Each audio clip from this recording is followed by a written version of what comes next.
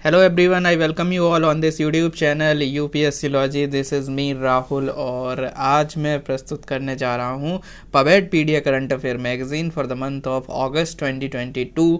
तो कौन कौन से इम्पॉर्टेंट आर्टिकल्स थे जो इस मैगजीन में कवर किए गए हैं। जो 27th एडिशन है paved pedia monthly current affair magazine for your public administration optional current affairs का, उसमें कौन से आर्टिकल्स थे जो यहाँ पे रेलिवेंट या इम्पोर्टेंट थे।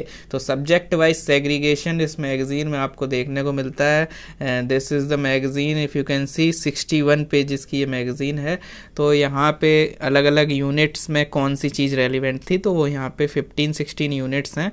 तो सबसे पहले इंट्रोडक्शन के अंदर न्यू वेलफेयरिज्म न्यूज़ में था। न्यू वेलफेयरिज्म क्योंकि ये जो अभी डिबेट चल रही है रेवड़ी कल्चर और फ्रीबीज वाली, तो उसके कॉन्टेक्स्ट में न्यू वेलफेयरिज्म आपको इसका कॉन्सेप्ट जो है वो पता होना चाहिए।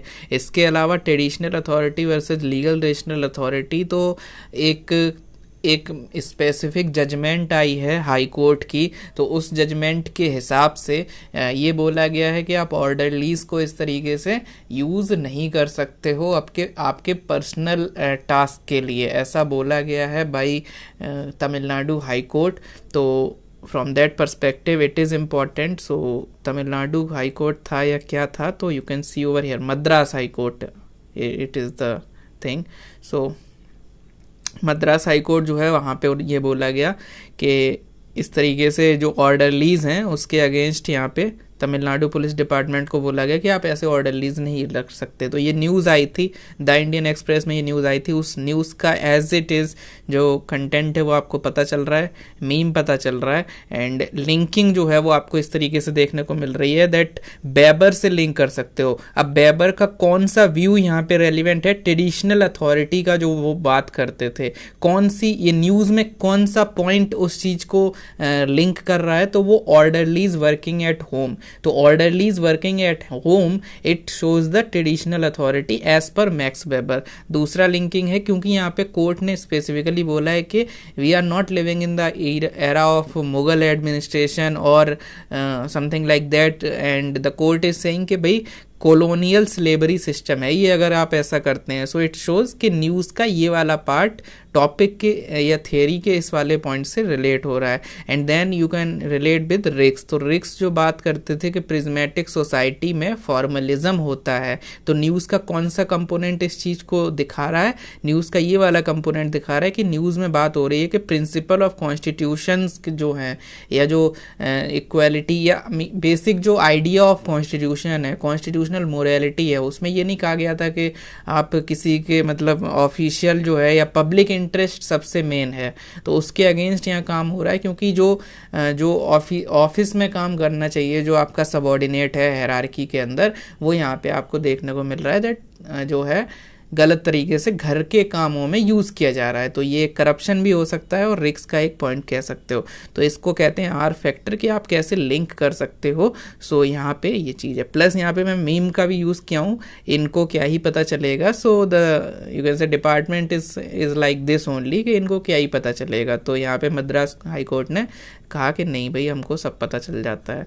सो this is there. And apart from that जो अगला न्यूज़ आर्टिकल है अकाउंटेबिलिटी एंड कंट्रोल के अंदर एक न्यूज़ आई थी द हिंदू में, समाज सरकार और बाजार अ सिटीजन फर्स्ट अप्रोच। तो यहाँ पे जो एक बुक आने वाली है एक स्पेसिफिक पर्सनैलिटी की, तो उनकी जो बुक आने वाली है उससे रिलेटेड जो इंटरव्यू था उसमें क्या क्या चीज़ें यहाँ पे उन्होंने बोली हैं और क्या उसमें है। तो उसका क्रक्स ये है क्यों ऐसी चीज़ें पढ़नी चाहिए। ऐसी चीज़ें इसलिए पढ़नी चाहिए ताकि जब ऐसा कोई क्वेश्चन आए आपके पास कुछ पॉइंट्स हों। जैसे उन्होंने बोला है कि ड्यूटी जो होती है सिविल सोसाइटी की, वो ड्यूटी नहीं होती, it is like enlightened self interest, या जो हम करते हैं एज सिटीजन अगर हमारा जो कर्तव्य बनते हैं। तो उन्होंने ये बोला कि जब उनको बोला गया कि आपको ये लगता है कि ये ड्यूटी है, तो उन्होंने बोला नहीं, duty is very big term, it is enlightened self interest. तो एथिक्स वगैरह में या पबेड में भी अगर आप कोई ऐसा क्वेश्चन डील कर रहे हैं तो यू कैन रिलेट कि duty is equal to enlightened self interest. तो यही सारा मैगजीन में कंटेंट मैंने वहाँ पे दिया हुआ है।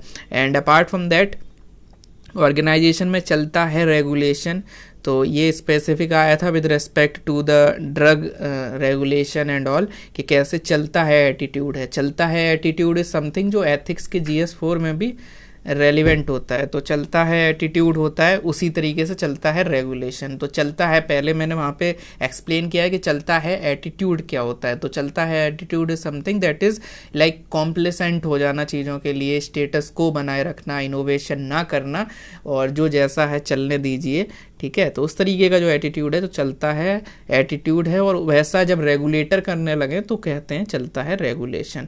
और इंडिपेंडेंस डे पर प्राइम मिनिस्टर मोदी ने ये चीज़ 70th इंडिपेंडेंस डे पर बोली थी कि चलता है attitude should be transform to बदलता है attitude.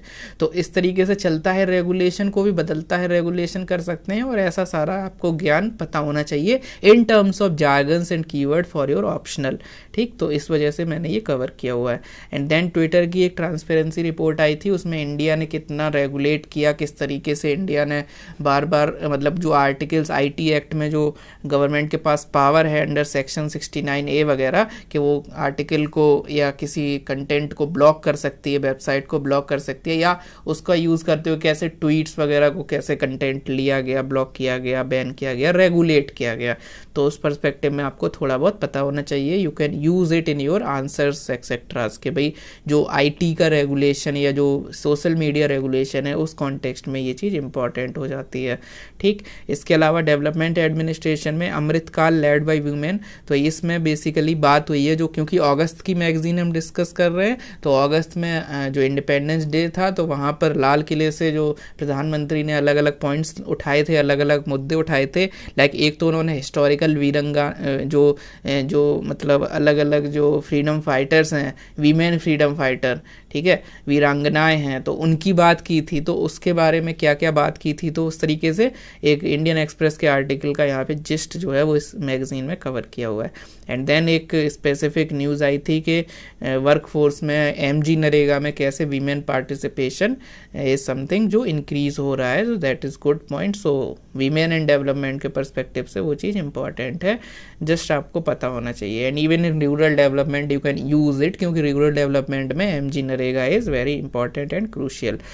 And then public policy में थॉमस डाई का पब्लिक पॉलिसी अप्रोच, तो थॉमस डाई की जो डेफिनेशन थी तो उसमें ये बोला गया था कि public policy is what government decided to do and what government is not has not decided to do. तो to do something is policy and even not to do something is also a policy. तो एक news चली थी कि जो अलग अलग ministries का अलग अलग उस पर पॉइंट था कि भाई रेफ्यूजी के लिए कोई पॉलिसी आ रही है या नहीं आ रही। तो एक मिनिस्ट्री ने बोला कि आ रही है, दूसरी मिनिस्ट्री में बोला नहीं आ रही है। तो यही है कि अगर आ रही है तो वो भी एक पॉलिसी है, और अगर नहीं आ रही है तो वो भी एक पॉलिसी है। तो इस तरीके की चीज़ें थी। और इसके अलावा पॉलिसी इम्प्लीमेंटेशन में भरूच मॉडल, तो Bharuch model basically the Indian express newspaper में ये गवर्नेंस का जो उनकी सीरीज चलती है, तो वहाँ पे एक आर्टिकल आया था कि कैसे भरूच ने 4 सेंट्रल जो 4 बेसिक जो फ्लैगशिप स्कीम्स हैं, 4 ऐसी स्कीम है जिनके अंदर 100% जो बेनिफिशियरी हैं उनको एनरोल किया है वहाँ पे। तो पॉलिसी इम्प्लीमेंटेशन जब आप कोई क्वेश्चन डिस्कस कर रहे हो then you can use it as a best model और समथिंग लाइक दैट, कि जैसे भरूच ने 4 स्कीम्स में किया, ऐसे हर स्कीम और हर रीजन और हर एरिया में ऐसा होना चाहिए। तो something like that you can use it in your answer as a case study. And then comparative administration में यूएस प्रेसिडेंट की पावर होती है डी क्लासीफाई करने की इंफॉर्मेशन को। तो क्लासीफाई और डी क्लासीफाई क्या होता है आपको थोड़ा सा जानकारी होनी चाहिए for your comparative public administration. Then personal administration में ये आया था कि परफॉर्मेंस अप्रेजल को रेलवेज में लाया जा रहा है। तो परफॉर्मेंस अप्रेजल इज़ इम्पॉर्टेंट, तो वो ऑल इंडिया सर्विस और इन सब में पहले से था, ठीक, उसको रेलवेज में लाया जा रहा है। सो उस वजह से आप थोड़ा सा रिवाइज कर सकते हो अपने प्रीवियस जो परफॉर्मेंस अप्रेजल के टॉपिक हैं, उसको थिंकर्स वगैरह से भी लिंक कर सकते हो कि भाई कैसे performance appraisal is important for your public administration and personal administration in to be specific. तो इस तरीके की वहाँ पे बात थी। तो इसमें आर्टिकल के साथ साथ मैंने पूरा टाइमलाइन क्रोनोलॉजी कि कैसे पहले एनुअल कॉन्फिडेंशियल रिपोर्ट चलती थी, फिर उसको चेंज किया गया 2004-05 में एनुअल परफॉर्मेंस अप्रेजल रिपोर्ट आई, उसको यूज़ किया जाने लगा, क्योंकि कॉन्फिडेंशियल इज समथिंग जो अच्छी बात नहीं है डेमोक्रेसी या गवर्नेंस के लिए। कॉन्फिडेंशियल क्या होता है, परफॉर्मेंस अप्रेजल रिपोर्ट नाम दिया गया। फिर उसको और ज़्यादा सुधार किए गए, चेंज किया गया, उसको ऑनलाइन किया गया, उसमें स्पैरो प्रोबिटी ऐसे करके मॉडल आए, तो वो सारी क्रोनोलॉजी आपको वहाँ देखने को मिलेगी। देन फिलोसॉफिकल फ्रेमवर्क, उसके पहले फिनेंशियल एडमिनिस्ट्रेशन में चैलेंजेस ऑफ सब नेशनल फिजिकल करेक्शन, तो अगेन वो फ्रीबीज वाली डिबेट का यहाँ पे एक नेक्स्ट कॉन्टेक्स्ट है कि कैसे फिजिकल करेक्शन और किस तरीके से डिटेल्स हैं, तो वो सारी चीज़ें यहाँ कवर की हुई हैं। एंड देन फिलोसॉफिकल फ्रेमवर्क में इवोल्यूशन ऑफ फेडरलिज्म, तो यहाँ पे अलग से पूरा एक है कि भाई ये ऑब्जर्वर रिसर्च फाउंडेशन ORF, तो उनकी वेबसाइट पर was scrolling for some articles और some new kind of knowledge, तो वहाँ पे ये मुझे वैल्यू एडिशन मटेरियल मिला। तो आपको ये पता होना चाहिए कि कैसे इंडियन फेडरलिज्म का इवोल्यूशन हुआ है।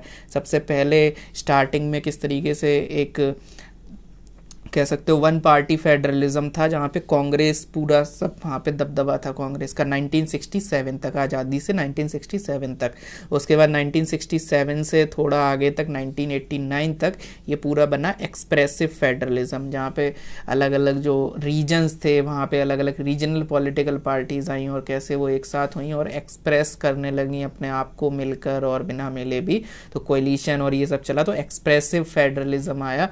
और उसके बाद जो है वो एक डाइल्यूटेड फॉर्म ऑफ फेडरलिज्म रहा 1990s के बाद, क्योंकि उस टाइम पर कोलिशन बहुत ज़्यादा होने लगे, ठीक, तो डाइल्यूटेड या इस तरीके का फेडरलिज्म रहेगा। और लास्ट में 2014 के बाद हमें अगेन मिल रहा है डोमिनेंट नेशनल फेडरलिज्म, क्योंकि अगेन एक पार्टी का डोमिनेशन देखने को मिल रहा है, ठीक है। तो इस तरीके से वहाँ पे फेडरलिज्म को कैसे इवोल्यूशन उसका अंडरस्टैंड कर सकते हैं उसमें दिया हुआ है, तो पूरी टेबुलर फॉर्म में आपको चीज़ें मिलेंगी।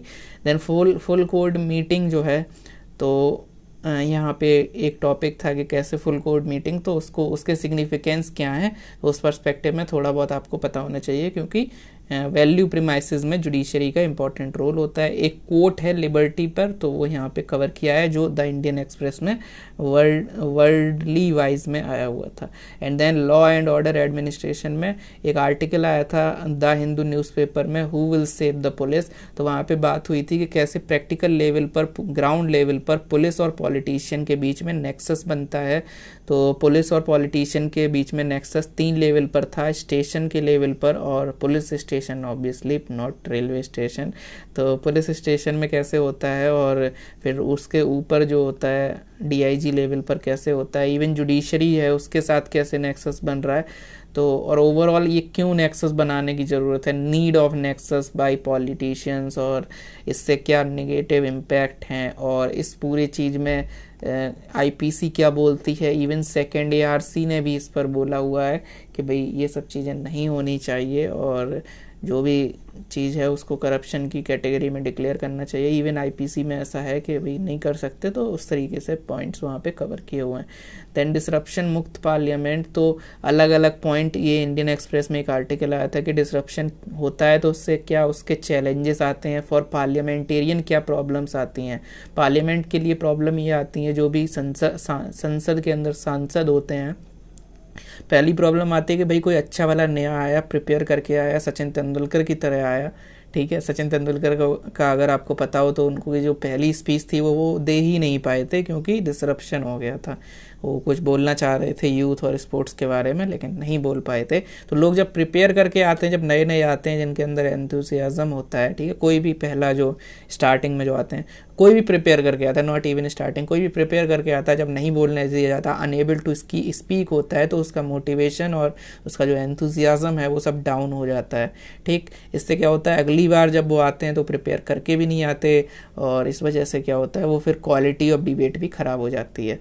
तीसरा पॉइंट क्या होता है कि जब ऐसा कुछ जब इन मीडिया कवरेज की बात हुई है कि भाई जब ऐसा सब हो रहा है कि बोलने नहीं दिया जा रहा और बोलने दिया जा रहा है तो क्वालिटी कम है, तो क्वालिटी कम कैसे दिखती है, तो उसमें होता है कि भाई डिबेट में जो फैक्चुअल चीज़ें हैं कि क्या रिफॉर्म लाएं वो नहीं बोलते लोग, फिर वहाँ पे अलग अलग शायरीबाजी करते हैं, ठीक है, जार्गन्स लाते हैं, कॉम्प्लिकेटेड जो अलग अलग चीज़ें जो कहीं ना कहीं बिल में उसका कुछ नहीं होना है, बट वो मीडिया कवरेज भी फिर उन्हीं चीज़ों का ज़्यादा होता है। ये भी एक प्रॉब्लम है कि मीडिया भी उन्हीं चीज़ों को दिखाती है, वायरल भी वही चीज़ें होती हैं। वायरल ये नहीं होता कि कोई कह रहा है MP के भाई हमारे यहाँ रोड बना दो, ये वायरल नहीं होता, जबकि वो ज़रूरी है। लेकिन वायरल क्या होता है कि अगर किसी ने कुछ वैसी कमेंट कर दी है ना जो यूथ को पसंद आ जाए, जिसमें कुछ ह्यूमर हो, है ना, तो ऐसी चीज़ें वायरल हो जाती हैं, मीडिया कवरेज हो जाता है। तो that's how you need to understand कि भाई इसके बहुत सारे गलत consequences or not sequences. And then we have the parliamentary privilege. तो जो फॉर्मर जो हमारे वाइस प्रेसिडेंट थे तो उन्होंने इस पर एक कमेंट किया था कि जो पार्लियामेंट प्रिविलेज हैं आर्टिकल 105 द इंडियन कॉन्स्टिट्यूशन के अंदर और 194 के अंदर ऑब्वियसली, तो जो पार्लियामेंट्री प्रिविलेज हैं वो प्रिविलेज जो हैं वो मतलब उसको जब क्रिमिनल केसेस में और उसमें नहीं होते हैं। लाइक अगर आप आर्टिकल्स पढ़ोगे तो यू विल गेट के 40 days before and after in civil cases, तो क्रिमिनल केसेस में नहीं है, तो क्रिमिनल केसेस में किसी को भी अरेस्ट किया जा सकता है even if parliament is in the session. इस तरीके से आर्टिकल 105 का वहाँ पे उन्होंने जिक्र किया, आईपीसी की सेक्शन का जिक्र किया और एक स्पेसिफिक केस का वहाँ पे उन्होंने नाम लिया कि भाई ऐसा सुप्रीम कोर्ट के केस में सुप्रीम कोर्ट ने भी बोला है कि ऐसा नहीं है, अगर ऐसा होता है तो वॉलेशन है। तो वो जो केसेस हैं लाइक आईपीसी का प्रोविजन, कॉन्स्टिट्यूशन का आर्टिकल और जो वो केस है वो स्पेसिफिक, वो चीज़ें आपको पता होनी चाहिए।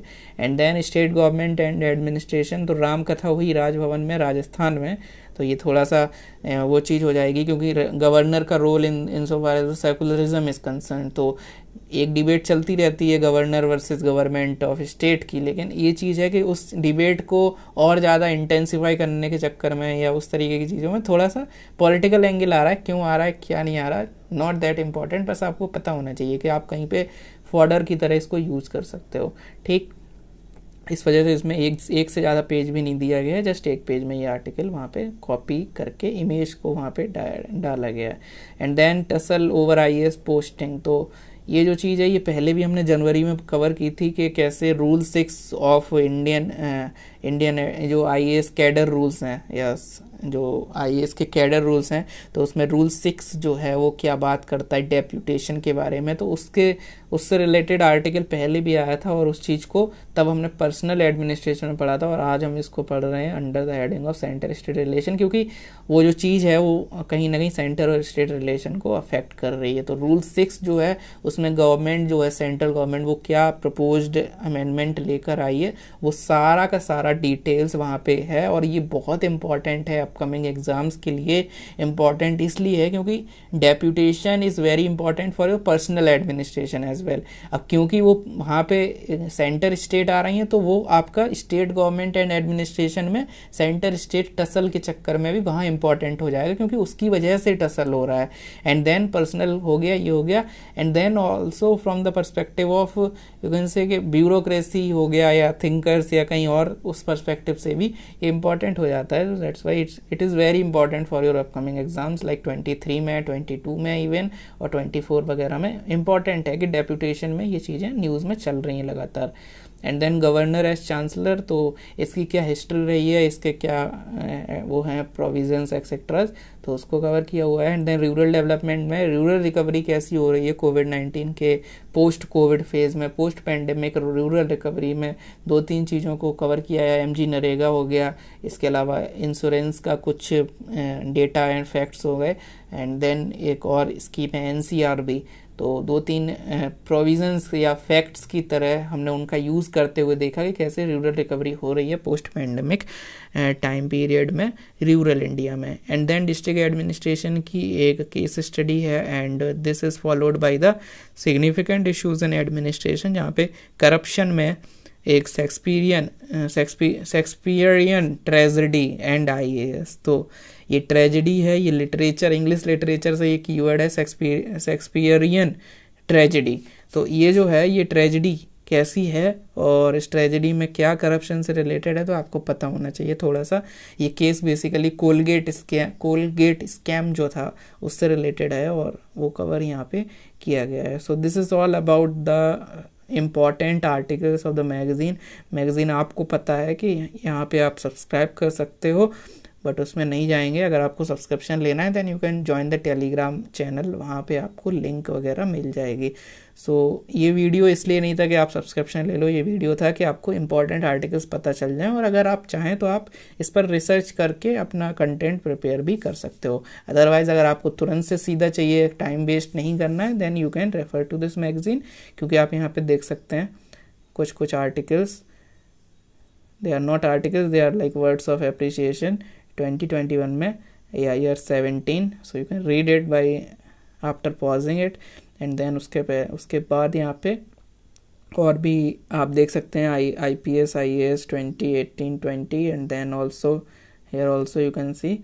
So these are the write-ups, some sort of motivation for me and kind of the authentication for you that yes you can refer to this magazine. Okay, तो यहाँ पे इस तरीके की चीज़ें हैं. If you are interested you can join the Telegram channel, and for those of you who don't want to purchase, who have the financial problems etc, you can also, if you have financial issues you can contact me on Telegram.